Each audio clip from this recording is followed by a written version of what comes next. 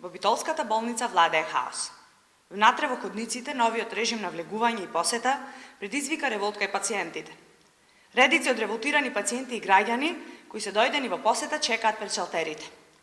Хоспитализираните пациенти дел од новогодишните празници на минус 20 степени ги поминаа беспарно, а голем дел од лековите и терапијата пациентите се приморани да ги купуваат сами, затоа што клиничка болница нема голем дел од лековите.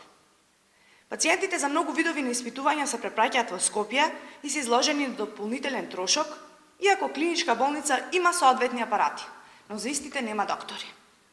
Од другата страна на ходниците пак во дворот само кал и ѓубре.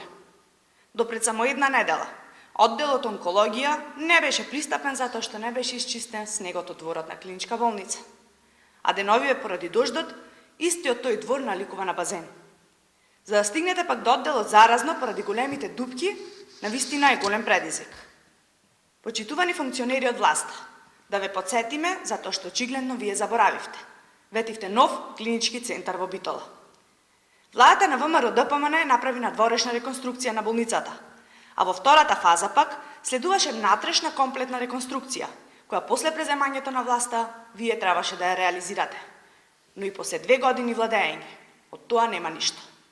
Почитувани, граѓаните очекуваат реални и суштински реформи во здравствениот систем, а не ограничувања, нечистотија и недостаток на лекови.